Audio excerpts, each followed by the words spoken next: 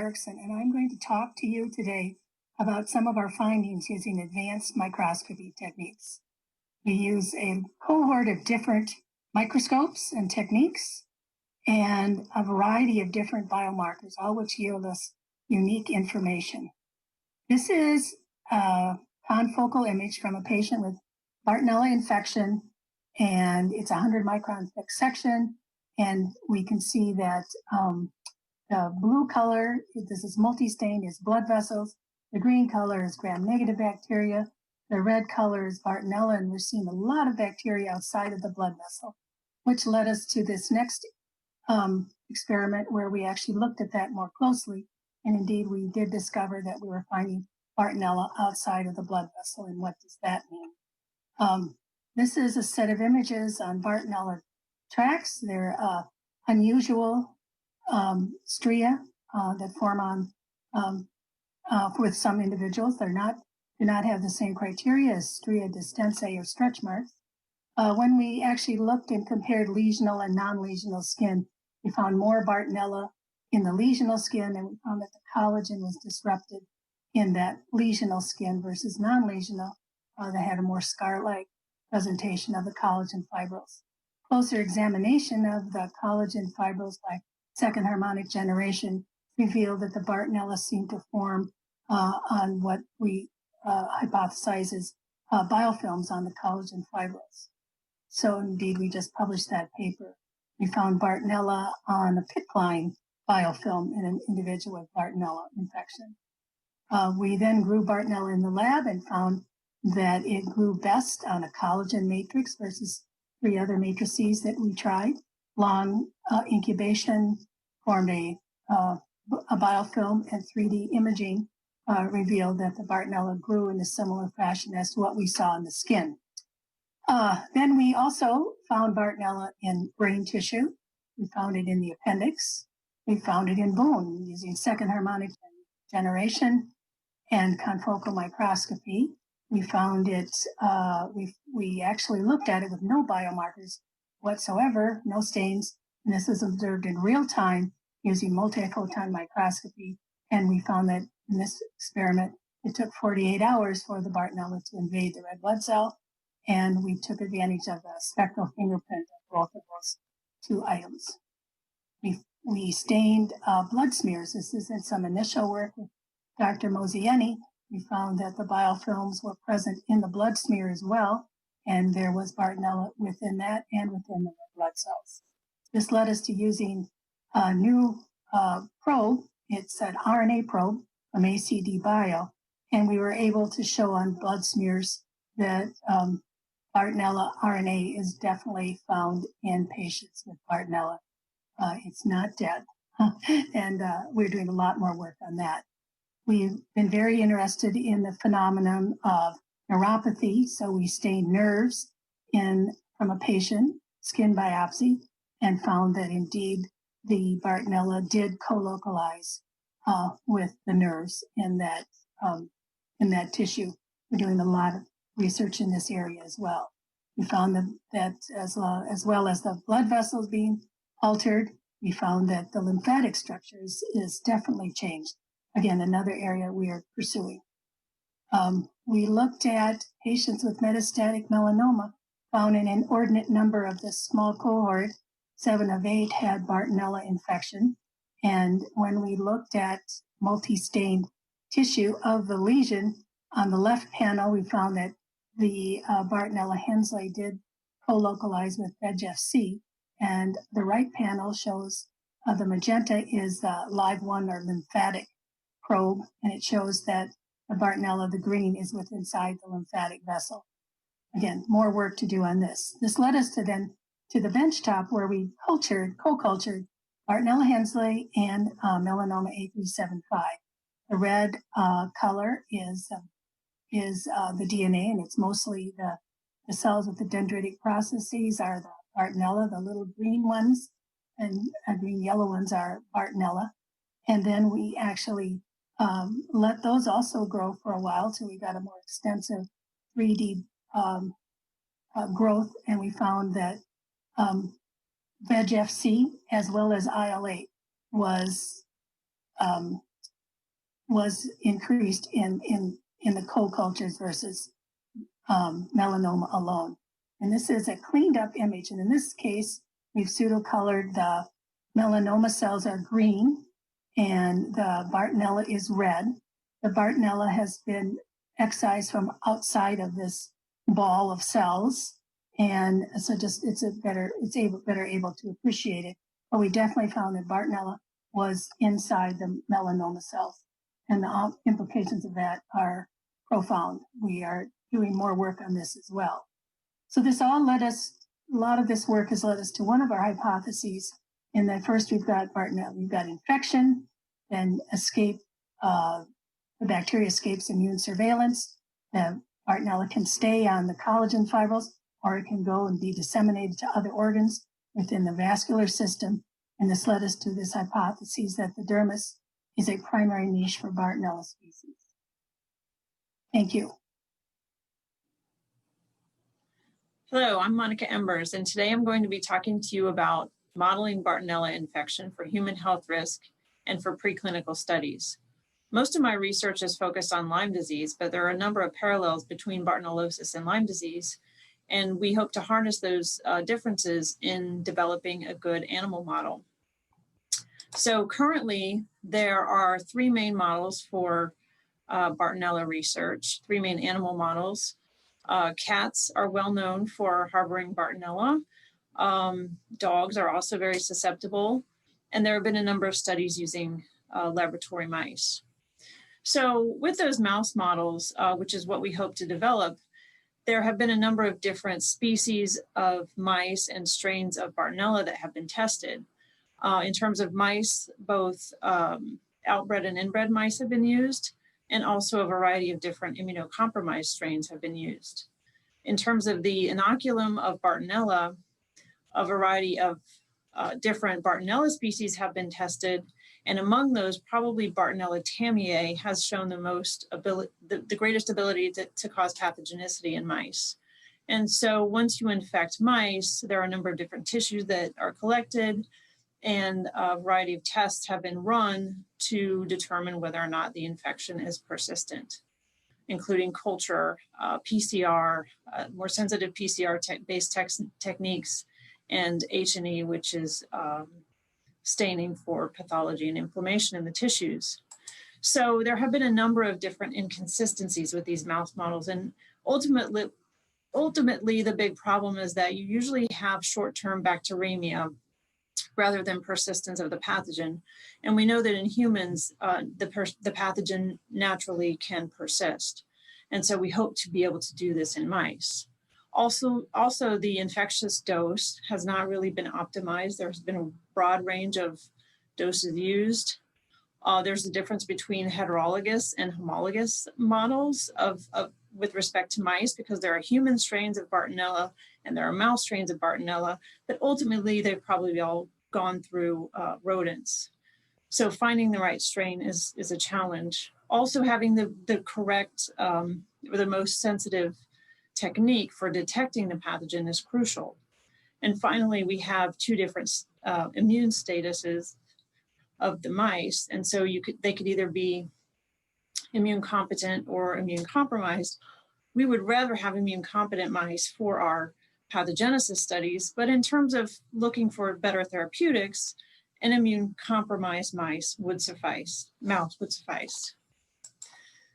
So our lab's objectives are to improve upon current models. To do this, we are testing different strains of mice, in particular C3H mice, for which Borrelia burgdorferi, the Lyme disease agent, causes the most disease. Outbred strains of mice, and using immunosuppressed mice as a final option. We're also testing other strains of Bartonella that have been isolated from humans, including Quintana, Vinsonii, and cholerae. And importantly, we're improving upon our detection methods in collaboration with the Breitschwerdt lab to be sure that we have reliable results.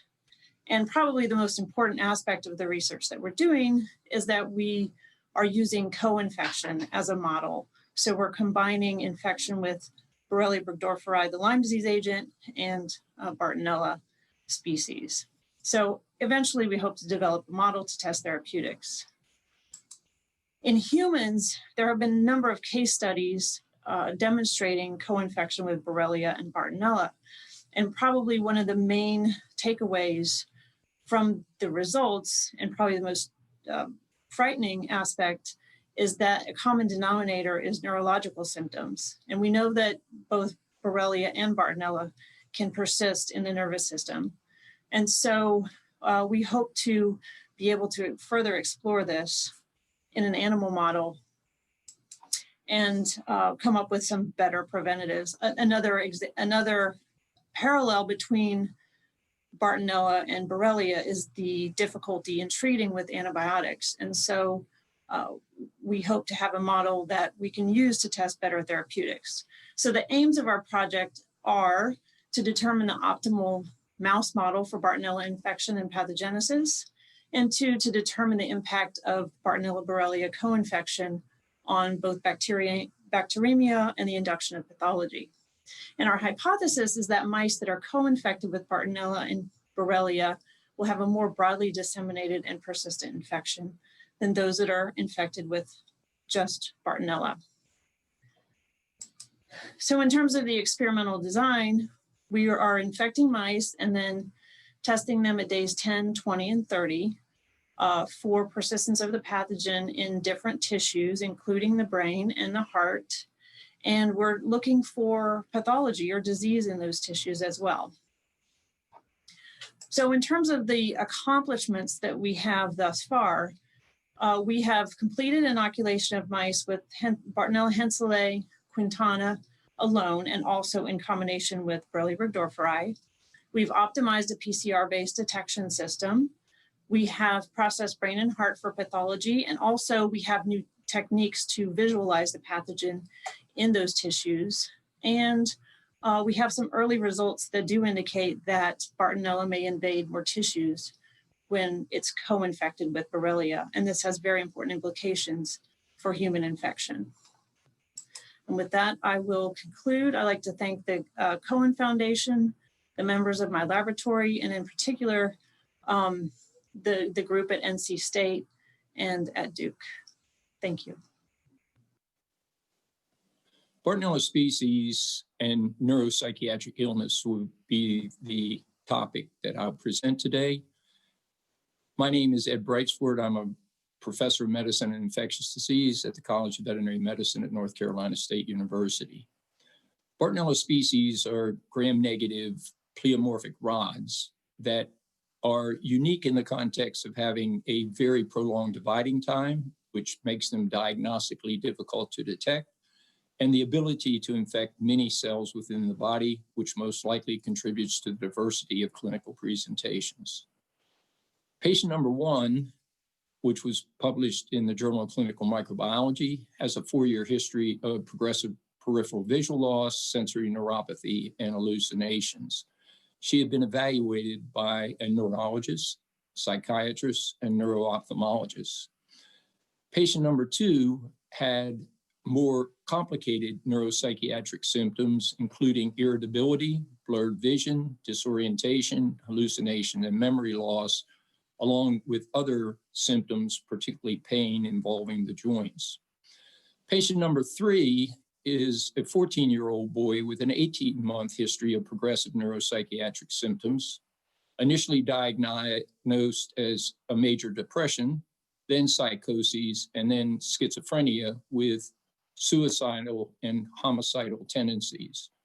He was evaluated by 4 psychiatrists, hospitalized for 2 months in a specialty hospital, and only after detection of Bartonella henselae DNA in his blood and Babesia enrichment cultures was his therapy directed at the infectious agent, and he had total resolution of all neuropsychiatric symptoms. Patient 1 was infected with Bartonella cholerae. Patient 2 was co-infected with 2 Bartonella species, and patient 3 was infected with Bartonella henselae. Our research group has generated 2 major diagnostic innovations in the context of Bartonella diagnosis.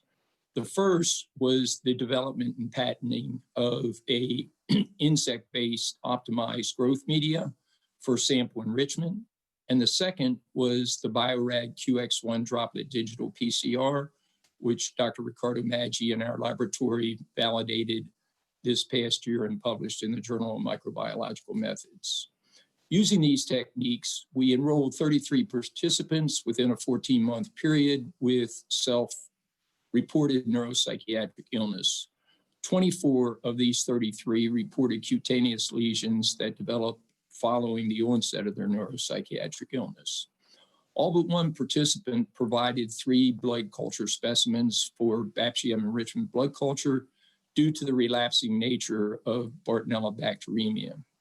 22 participants were PCR positive, 4 by qPCR, or quantitative PCR, and 22 by droplet digital PCR, which included the 3 of whom were infected with Bartonella henselae and 1 with Bartonella cholerae. In the context of what samples provided the positive PCR result, 2 individuals were positive in blood only, 7 in blood and Bacterium enrichment cultures. 13 individuals were only positive after incubation of their blood in 7, 14, or 21-day cultures. With that, I would like to thank those people in our research lab and suggest that there's the need for future studies to further extend our findings to date. Thank you. Hello, I'm Dr. Bob Moziani. I'm happy to be here and to give you a glimpse of what I deal with as I take care of patients with Bartonella. I'd like to touch on the vascular and lymphatic mechanisms for encephalopathy and to try and distinguish this somehow from Lyme disease and to give you an idea as to how Bartonella can confuse the Lyme diagnosis. My views are my own and not those of any organization with which I'm affiliated. In about 18 slides, I'd like to tell you a bit about the overlap of Lyme and Bartonella, to go over the distinction between medically defined Lyme and a social media defined term of hashtag Lyme, describe the pathogenesis of the brain dysfunction, and emphasize the need for molecular testing.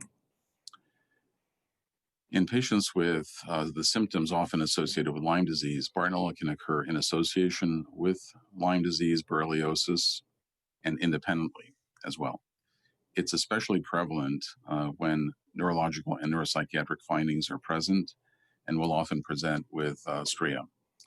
The post-Lyme syndrome of Lyme treatment failure can also be explained by the persistence of the illness as a result of Bartonella, which had not been properly targeted during treatment. The symptoms of Bartonella mostly stem from endothelial inflammation, damage to collagen, and systemic inflammation, resulting in progressive disease. In immunocompetent patients, Bartonella can certainly persist and can create many symptoms. We published this data summary first in May 2012 in the CDC's journal, Emerging Infectious Disease. By diagnosis, these patients reported in 33% a diagnosis of Lyme disease, in 50% psychiatric disorders, and in 85% neurological disorders. Here's a list of the various neurological cases that have been described and summarized in this publication. It's important to know and to recognize that having Bartonella can cause a false positive IgM to a variety of different infections, particularly Borrelia. And a Lyme Western blot can be made false positive, especially on the IgM bands when patients have Bartonella. We also can see how it affects the brain and cause psychiatric problems. This is a case report of a 14-year-old who developed a neuropsychiatric illness that was best classified as schizophrenia, which then entirely resolved once we focused treatment on his Bartonella. He also had skin lesions, and so mood and psychiatric abnormalities in a patient together with these unusual skin lesions should make one think of an endovascular infection that affects brain function. This is a different patient who developed a lower spinal cord lesion, unable to move his legs, and this is the rash he had on his flanks. He had molecular proof of Bartonella. The Bartonella tracks are not just stria. The Bartonella seems to be present at a higher density in the tracts. The extent and severity of damage to the skin with Bartonella is different than a typical stria that a dermatologist might diagnose as simply related to weight gain or stretching of the skin, for example, from pregnancy. It's really quite different, and these pictures demonstrate that well. Dr. Ericson has found in a skin biopsy that the lymphatics are highly branched, and in this particular image, you can see that the bright uptake is immunopositive for Bartonella. So in other words, she's identified Bartonella in a highly abnormal lymphatic structure. In the past few years, we've also learned that the brain has a lymphatic system that we call the glymphatic system. And so it's easy to understand how Bartonella, which can affect the endothelium, the blood components, the vein and arteries, especially the small ones, would be very compromised.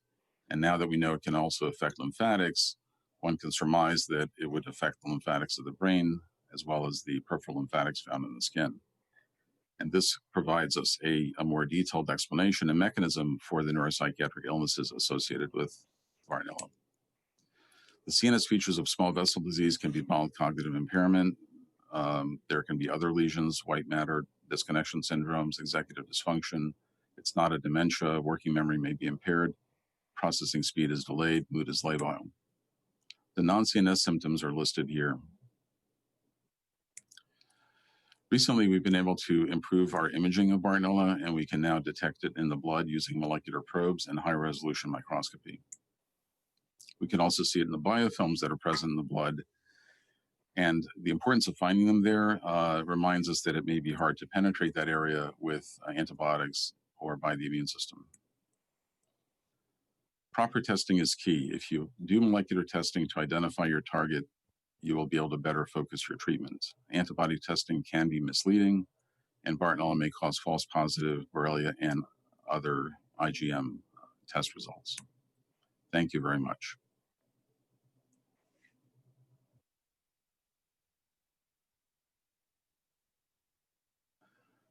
It is my deep and heartfelt honor to tell you about my friend Neil Spector and to introduce a short video clip of his talk regarding Bartonella. We all knew Neil. Words cannot describe what he meant to many of us. He was a brilliant medical scientist, advocate, advisor, and champion for Lyme patients. 2020 has been a very bad year in many ways. For some of us and for some of you, losses have also been deeply personal. For me, Neil was also a friend for whom I had the most profound respect as a human being. I loved him for the wonderful person he was and admired him greatly for all dimensions of his personal and professional life. For me, losing Neil had even more profound implications than you could imagine. I was stunned for weeks and could not even think about the magnitude of this overwhelming loss. Please let me explain. Neil was hot on the trail of showing how an obligate intracellular genus of proteobacteria, Bartonella, often masquerading as Lyme disease, could induce several major oncogenes in breast cancer. He died soon after he completed the first big critical step of demonstrating oncogene induction by Bartonella in breast cancer cell lines. He was well on his way to establishing the basic science groundwork to develop the evidence for causation of inflammatory breast cancer by Bartonella. As a medical researcher and clinician caring for patients with Bartonella persistent infections, having treated hundreds of patients with Bartonella over 13 years, I've learned intimately the range of pathology that Bartonella can cause. Neil's insight that there could be a causal connection with breast cancer is profound. He was hot on the trail when we lost him. Losing Neil is a multidimensional loss for me, and even though you may not fully realize it, it was a multidimensional loss for you, for all of us, for humanity. So what do? We move on and build on his legacy. A trite phrase, but very, very true in Neil's example. We honor who he was and what he was trying to achieve. To give you some idea of that, here's a 5-minute clip from the landmark talk Neil gave about his work at the ILADS conference last fall, 2019. So this talk really marries two passions of mine, cancer and vector-borne illnesses. As some of you may know, I'm coming up on 10 and a half years post-heart transplant from a misdiagnosis of Lyme carditis, and so knock on wood, I'm very grateful to be an example of the advances in medical technology. So anyway, so I have a passion to make a difference. And in fact, our lab, I'm not going to talk about it today, but we've pretty much switched from a cancer research lab, with the exception of the data and the project that I'm going to show you, to developing molecular targeted therapies for Borrelia and Bartonella as starters. So I have no commercial interests. I don't know that my cancer colleagues feel that way, but or maybe some of them do, actually. And so the challenge in seeking to understand the cause and effect relationship, and as I'm going to show you, we're very interested in Bartonella, not Borrelia necessarily, is having to go back, not necessarily just rely on tumor biopsies, but actually go and show what the effect of a Bartonella infection is on normal, in this case, breast epithelial cells. So now, why consider Bartonella? I've had to convince Lyme disease associations and groups. They always ask me, like, why the hell are you talking about Bartonella? Our people want to know about Borrelia. I've probably been down the road 17 miles to NC State once too often and had too much of the Kool-Aid, but I have become a believer that Bartonella may be the real bad actor for most people who may think they have chronic Borrelia infection, and that in fact there's a below the radar screen of most physicians. You go to your doctor, most doctors, as the previous speaker, Cheryl, had said, I think it was Cheryl, the surgeon had no idea what Bartonella is. I think that's a real problem. So why are we interested in Bartonella? So this was an abstract, unfortunately it was never published, from Ed Ricardo at NC State, and actually a friend of mine, Massimo Cristofanelli, who's now at Northwestern, who's a breast cancer expert, showing that Bartonella henselae was detected, not just the DNA, but the actual bacteria in primary tumor samples isolated from women with the most aggressive form of cancer. It's called inflammatory breast cancer.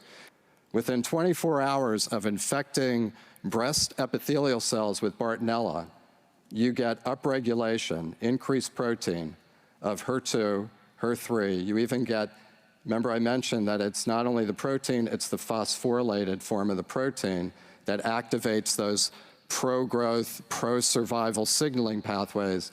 So here you could see that you've got upregulation of phosphorylated HER2. This is the beginning of a bad event.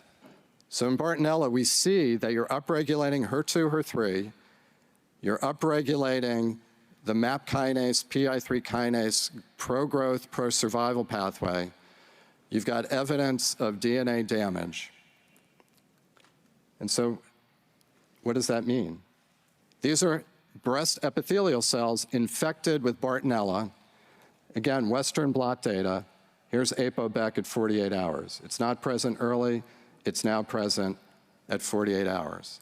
So what that's saying is that Bartonella infection is causing DNA damage, is activating a mutational signature that is present in about 15 to 20% of all cancers.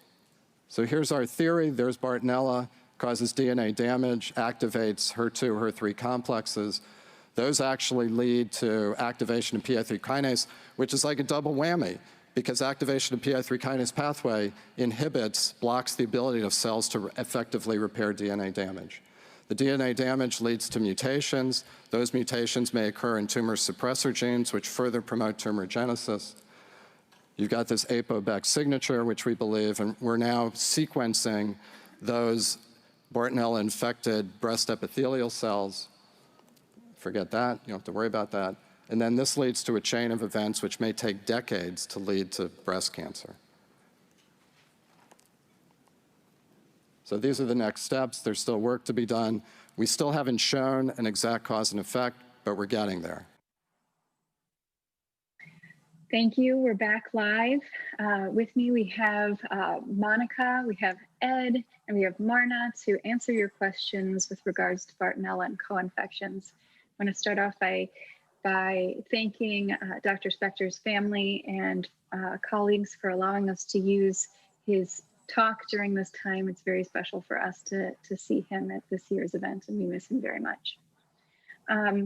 There have been a lot of questions that have come in regarding new diagnostics, and I'm wondering if the panel can address if there are and what new diagnostics are available for Bartonella infection. Marna?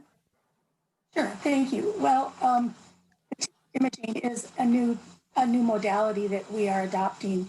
And I have joined Dr. Mozayeni at T-Lab while retaining my connection to the University of Minnesota. And we will be doing advanced tissue imaging and microscopy, which I think is very telling with regard to Bartonella and the dermal niche. And also, we are doing the RNA probe analyses on blood smears.